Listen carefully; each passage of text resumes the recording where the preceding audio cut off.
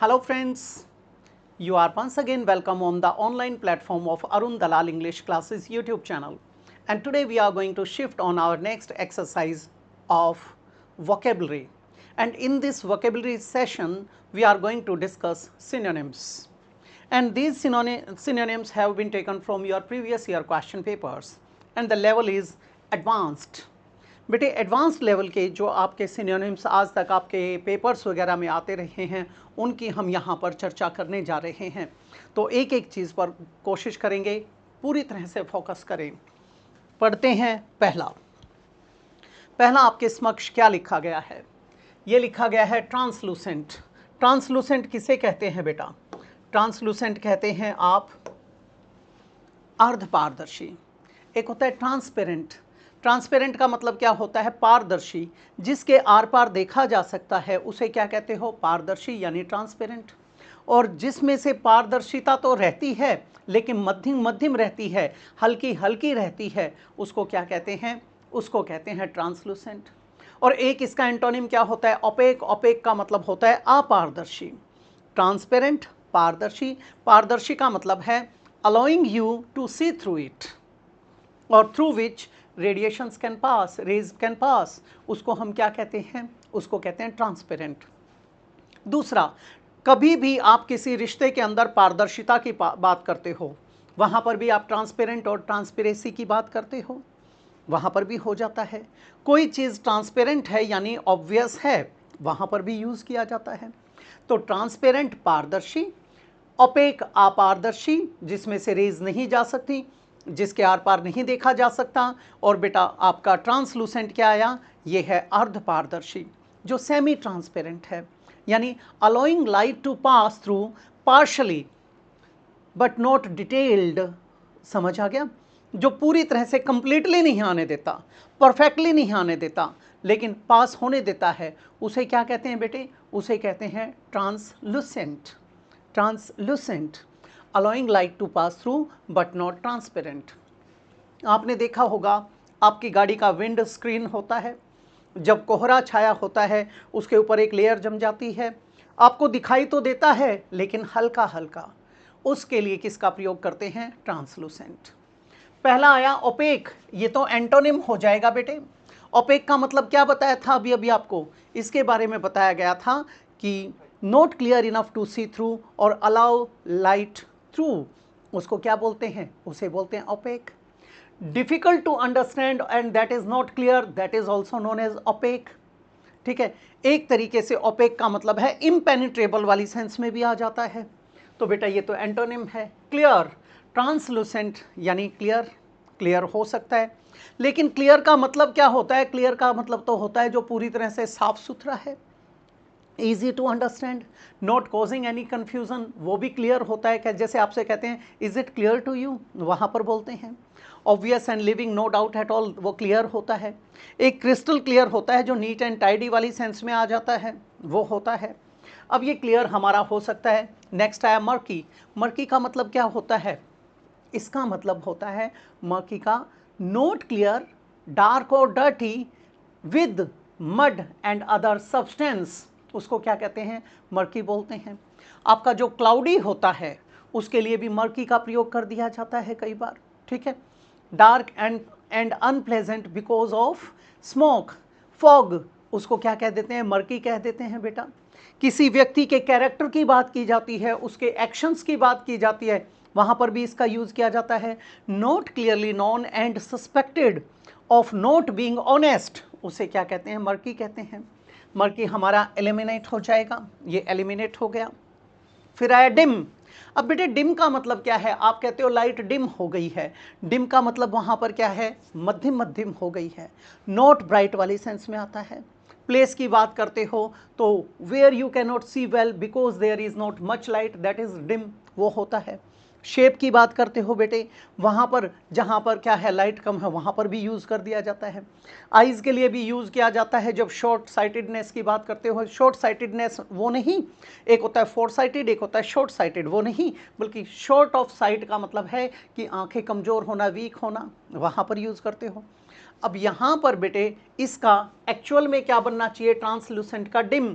क्यों बनना चाहिए? क्योंकि जब किसी चीज़ के आर पार देखा जाता है वहाँ पर बेटे पार्शली देखा जाएगा, पूरी तरह से नहीं देखा जाएगा। तो ये डिम हमारा हो सकता है, ये नहीं होता तो हम इसके ऊपर जाते, मजबूरी थी हमारी। लेकिन अब क्या बनेगा? डिम। इनक्विजिटिव, अब इसे भी समझ लेंगे बेटा। इनक्विजिटिव क्या होता है? Asking too many questions and trying to find out about what other people are doing, etc. To be curious, to be eager, to be keen to know something. किसी चीज़ को जानने के लिए जो ईगरनेस होती है, उसके लिए किसका प्रयोग किया जाता है बेटा? इनक्विजिटिव का प्रयोग किया जाता है। ये क्या बन गया आपका? ये एक एडजेक्टिव बन गया, ठीक है। ज़्यादातर ये डिसअप्रूविंग होता है, नेगेटिव सेंस में यूज़ किया जाता है। तो इनक्विजिटिव क्या था? जो very interested in learning about many different things, उसके लिए यूज़ करते हैं। क्यूरियस, क्यूरियस इसका हो सकता है। क्यों हो सकता है? जिज्ञासु और उत्सुक की बात की गई है। तो क्यूरियस कौन सा होता है बेटा? जो कीन होता है उसकी बात करते हो। Having a strong desire to know about something, that person is known as curious. और जो स्ट्रेंज एंड यूजुअल होता है that is also known as curious, लेकिन वो फिर मीनिंग चेंज हो जाएगा। मैंने क्या कहा था? एक बात के कई कई अर्थ होते हैं। नेक्स्ट है बेटे एपैथेटिक। एपैथेटिक और इनडिफरेंट दोनों का सेम मीनिंग होता है। ये होता है उदासीन, शोइंग नो इंटरेस्ट और एंथुजियाज्म। जब आप किसी चीज़ के अंदर रुचि नहीं दिखाते हो, अपना जोश नहीं दिखाते हो, जब किसी चीज़ में आपका इंक्लिनेशन नहीं होता, उसके लिए किसका प्रयोग करते हैं? एपैथेटिक का प्रयोग करते हैं, इनडिफरेंट का प्रयोग करते हैं। दोनों ही क्या हैं? आपके सिनोनिम्स हैं। ये क्या बन गए? ये बन गए आपके उदासीन। उदासीन मतलब हैविंग और showing no interest in somebody और समथिंग, उसके लिए क्या आ जाएगा? इनडिफरेंट या एपैथेटिक। क्लियर हो गया बेटे? अब ये गलत हो गई। नेक्स्ट है पैसिव। अब पैसिव क्या होता है बेटे? अगर आप ग्रामर की बात करते हो तो आपका पैसिव वॉइस होता है। वहाँ पर पैसिव वॉइस का मतलब क्या था? जो कर्मवाच्य होता है, कर्म प्रधान वाक्य होता है, उसको हम क्या कहते हैं? पैसिव वॉइस कहते हैं। दूसरी बात, पैसिव एक क्या होता है बेटे? एक्सेप्टिंग व्हाट हैपन्स और what people do without trying to change anything और अपोज देम। यहाँ पर भी पैसिव का प्रयोग किया जाता है, ठीक है। Connected with the form of a verb used when the subject is affected by the action of the verb. For example, he was bitten by a dog. अब ही के ऊपर यहाँ स्ट्रेस डाला गया, ये क्या बन गया आपका? पैसिव, यानी पैसिव वॉइस।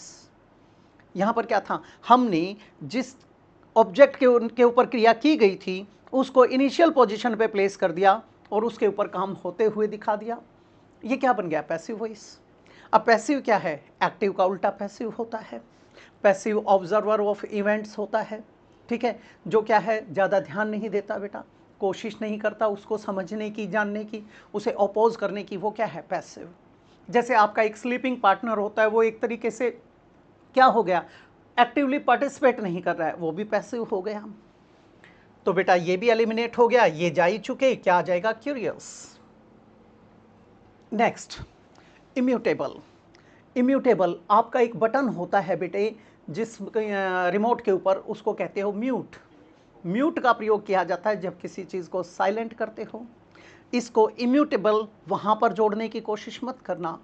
इम्यूटेबल का मतलब होता है that which can not be changed, unchangeable, that will never go any under change, उसको हम क्या कहते हैं? इम्यूटेबल बोलते हैं। चेंजेबल, चेंजेबल तो इसका एंटोनिम हो जाएगा, इसे तो उड़ा देंगे हम। वेरिएबल, वेरिएबल क्या होते हैं बेटे? आप लोग कई बार क्या पढ़ते हो? मैथमेटिक्स में भी करते हो, वेरिएबल्स वगैरह आ जाते हैं जिनमें आपकी संख्या है वो फ्लक्चुएट करती है, डिग्री चेंज हो जाती है, ठीक है। कोई सिचुएशन है, नंबर ऑफ क्वांटिटी है, दैट कैन वेरी और be varied, that is known as variable, वहाँ पर यूज़ किया जाता है। नाउन बना देते हो तो, जब एडजेक्टिव बनाते हो तो इसका अर्थ क्या होता है? जो फ्लक्चुएटिंग होता है उसके लिए किसका प्रयोग करते हो? वेरिएबल का प्रयोग करते हो। उसका मतलब होता है ऑफन चेंजिंग और likely to change, that is known as variable.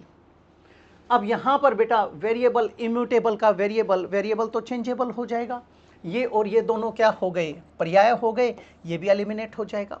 Unchangeable हो सकता है। फ्लेक्सिबल, फ्लेक्सिबल भी तो वही है जो फ्लक्चुएट करेगा, बाकी क्या हो गए वो तो एंटोनिम्स। फ्लेक्सिबल क्या है, रिजिड का उल्टा। फ्लेक्सिबल क्या होता है, लचीला होता है। लचीला मतलब जिसके अंदर चेंजेस आ सकते हैं, ठीक है। Able to change to suit new conditions और सिचुएशंस और सर्कमस्टेंसेज, वो क्या है, फ्लेक्सिबल है। Able to bend easily without breaking, that is also known as flexible. लचीले की बात की, गलत हो गया, हमारा क्या आ जाएगा, अनचेंजेबल। नेक्स्ट बेटे, अब ये जो आप पढ़ रहे हो इसके अंदर मैं एक ही बात कहना चाहूँगा बेटा कि आप सिर्फ और सिर्फ किसको ना देखें, उसके एक ही शब्द के अर्थ को ना देखें, उससे जुड़े हुए जो दूसरे आए हैं उन्हें भी समझने की कोशिश करें। यहाँ पर ये सिर्फ सिनोनिम्स की एक्सरसाइज नहीं है, एक तरीके से एंटोनिम्स के लिए भी काम कर रही है। नेक्स्ट है आपका इंसिडियस। इंसिडियस का मतलब क्या होता है, स्प्रेडिंग ग्रेजुअली और without being noticed but causing serious harm, उसको क्या कहते हैं, इंसिडियस कहते हैं।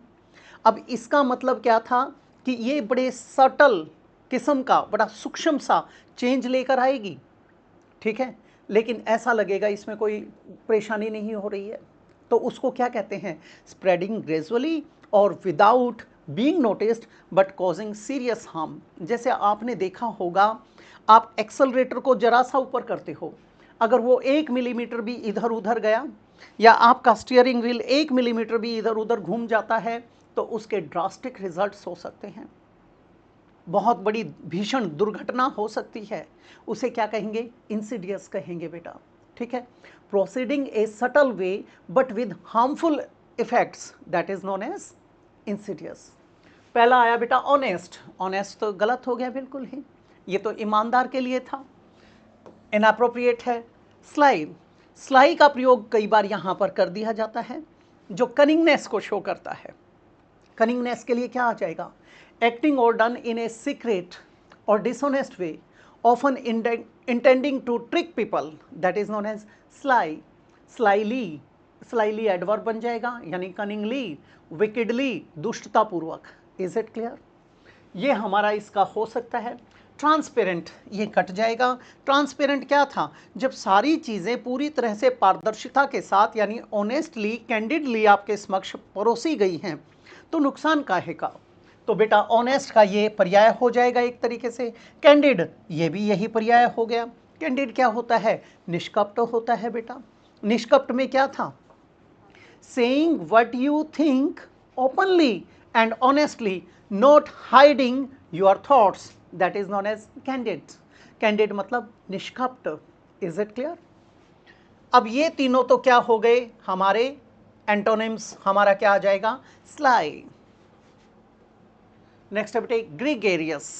ग्रीगेरियस क्या होता है, जो सामाजिक होता है, समूह प्रिय होता है, समाज में रहने वाला होता है, उसको हम क्या कहते हैं, ग्रीगेरियस कहते हैं, ठीक है। सोशेबल होता है, liking to be with other people और to prefer to live in a society, उसके लिए किसका प्रयोग करते हैं, ग्रीगेरियस का प्रयोग करते हैं। एनिमल्स की बात करते हैं तो लिविंग इन ग्रुप्स, उसके लिए किसका प्रयोग करते हैं, ग्रीगेरियस का प्रयोग करते हैं। समूह प्रिय, सामाजिक, उसकी बात की गई है। अब यहाँ पर भिड़ते ही पहला आया सोशेबल, बेटे ये बन सकता है हमारा, लेकर चल पड़ते हैं, फाइनल नहीं करेंगे अभी। रिजर्व्ड, ये गलत हो जाएगा। रिजर्व्ड कौन सा होता है, जो अनकम्युनिकेटिव है, जो इंट्रोवर्ट टाइप का है, जो सोशेबल नहीं है, अपने तक सीमित होता है, उसे क्या कहते हैं, रिजर्व्ड, यानी अपने तक सीमित रहने वाला, जिसे हिंदी में कह देते हो अंतर्मुखी, तो उसके लिए किसका प्रयोग करते हैं, रिजर्व्ड का, अनकम्युनिकेटिव का, ठीक है। शाई का, जो शाई नेचर का होता है, जो हेजिटेट होता रहता है। Slow and unwilling to show feelings और express opinions, that person is known as reserved. ये हमारा क्या हो गया, गलत हो गया। विड्रॉन, विड्रॉ क्या होता है बेटे, आप बैंक में पैसा जमा करवाते हो, फिर उसे विड्रॉ करते हो, निकालते हो। अब विड्रॉ करना मतलब निकालना होता है। जो विड्रॉन कौन है, एक ऐसा व्यक्ति जो दूसरों के साथ बात नहीं करना चाहता। A person not wanting to talk to other people, extremely quiet and shy that is known as withdrawn, अपने तक सीमित है, इंट्रोवर्ट है, अनकम्युनिकेटिव है, रिजर्व्ड है, ये भी उसी का पार्ट हो गया रिजर्व्ड का। रेटिसेंट, रेटिसेंट होता है और एक टेसिटर्न होता है। टेसिटर्न और रेटिसेंट दोनों का मतलब होता है अल्पभाषी, मितभाषी, कम बोलने वाला, यानी unwilling to tell people about things, उसे क्या कहते हैं, रेटिसेंट या टेसिटर्न। तो बेटे taciturn, reticent, withdrawn, uncommunicative, reserved, shy, ये सारे पर्याय बन गए। हमारा क्या आ जाएगा, सोशेबल। ये सारे एक दूसरे के पर्याय हैं, इसके एंटोनिम्स के रूप में जा सकते हैं। नेक्स्ट है बेटे एग्जाम्पलरी। एग्जाम्पल क्या होता है, एग्जाम्पल आपका उदाहरण होता है। अब बेटा एग्जाम्पलरी का प्रयोग कब करते हो, जब कोई चीज़ उदाहरण के रूप में आपके सामने सेटअप हो जाती है, जब कोई चीज़ आपके लिए किसी चीज़ का पर्याय बन जाती है, उसको हम क्या कहते हैं, एग्जाम्पलरी। यार फलां व्यक्ति ने तो एक उदाहरण पेश किया है, उस उदाहरण के लिए किसका प्रयोग करते हैं, एग्जाम्पलरी का प्रयोग करते हैं। इट मीन्स वेरी सिंपल जो होता है, providing a good example for people to copy, to imitate. लोगों के सामने एक ऐसा उदाहरण प्रस्तुत कर दिया जिसे वो कॉपी करें, यानी क्या बन गया, उनके लिए एक आइडल बन गया, एक आदर्श के रूप में, उनके लिए एक ट्रेल ब्लेजर बन गया, एक पायनीर बन गया, पथ प्रदर्शक बन गया, नई राह दिखाने वाला बन गया, उसे क्या कहेंगे, एग्जाम्पलरी। पहला क्या आया, यहाँ लिखा गया है मीडियोकर। मीडियोकर का मतलब होता है नॉट वेरी गुड, जो ज़्यादा अच्छा नहीं होता, ऑफ ओनली एवरेज स्टैंडर्ड, ठीक है, of only an average standard जो होता है, यानी बस औसत सा मापदंड लेकर चल रहा है, उसके लिए किसका प्रयोग कर देते हैं, मीडियोकर का प्रयोग कर देते हैं। जैसे आप कह देते हो भाई वो मीडियोकर फैमिली से है, मीडियोकर मतलब एक मिडिल क्लास का बंदा है, ज़्यादा कुछ नहीं है, तो मीडियोकर बोल दिया जाता है। ये हमारा एलिमिनेट हो जाएगा। टिपिकल, एग्जाम्पलरी के लिए टिपिकल आ सकता है, कई बार आप कहते हो ये इस चीज़ का टिपिकल एग्जाम्पल है। नोटेबल, नोटिसेबल, रिप्रेजेंटेटिव वाली सेंस में यूज़ कर दिया जाता है, जो नॉर्मल से थोड़ा, नॉर्मल भी बोल देते हैं कई बार, लेकिन हम इसको मुख्य रूप से क्या कहते हैं, नोटिसेबल वाली सेंस में, रिमार्केबल वाली सेंस में, वहाँ पर क्या यूज़ कर दिया जाता है, typical. Having the usual qualities of feature of a particular type of person, thing और ग्रुप, उसको क्या कह देते हैं, टिपिकल। विशेषता सूचक वाली सेंस में जो आ जाता है कि पर्टिकुलर उस क्लास के बारे में दर्शाएगा, तो ये हो सकता है लेकिन पूर्ण रूप से नहीं, अभी फाइनल नहीं करेंगे, ले लेते हैं। फिर है प्रेजवर्दी। प्रेजवर्दी कौन सा होता है, जो एडमायरेबल है, जिसकी प्रशंसा की जा सकती है, प्रशंसनीय है, कमेंडेबल है, ठीक है, डिजर्विंग प्रेज, उसे क्या कहते हैं, प्रेजवर्दी। अब बेटे एग्जाम्पलरी का प्रेजवर्दी बेटर है, तो टिपिकल को हम छोड़ देंगे। फिर कहते हैं एवरेज, एवरेज तो औसत हो गया, क्या था वही आ जाएगा, हमारा क्या आ जाएगा, प्रेजवर्दी, कमेंडेबल, एडमायरेबल, ठीक है। कॉन्स्पिक्यूअस बहुत ज़्यादा इंपॉर्टेंट है बेटे, आपके पेपर्स में बहुत बार आया है। कॉन्स्पिक्यूअस भी क्या होता है, अभी अभी मैंने किसकी बात की थी, रिमार्केबल की, नोटिसेबल की, ठीक है। ईजी टू सी और नोटिस, जो आपकी नज़रों में आसानी से आ जाता है, उसको क्या कहते हैं, conspicuous. Likely to attract attention, एकदम से आपके ध्यान को आकर्षित करता है, उसको क्या कहते हैं बेटे, कॉन्स्पिक्यूअस। ऑब्सक्योर, ऑब्सक्योर क्या हो जाएगा, ये तो अनक्लियर के लिए आ गया। आपका 26 और 27 जुलाई को जो पेपर हुए थे, एग्जाम्स हुए थे आपके, किसके, सीईटी के, उनमें ऑब्सक्योर आया हुआ था। ऑब्सक्योर का मतलब है नॉट वेल नोन, अननोन, उसके लिए किसका, अनक्लियर, अनक्लियर के लिए किसका प्रयोग किया आपने, ऑब्सक्योर का प्रयोग किया, तो ये तो एलिमिनेट हो जाएगा। उसके बाद कहता है नोटिसेबल, बेटे कॉन्स्पिक्यूअस नोटिसेबल हो सकता है। नोटिसेबल में क्या आया था, वो चीज़ जो आसानी से आपको अट्रैक्ट करती है।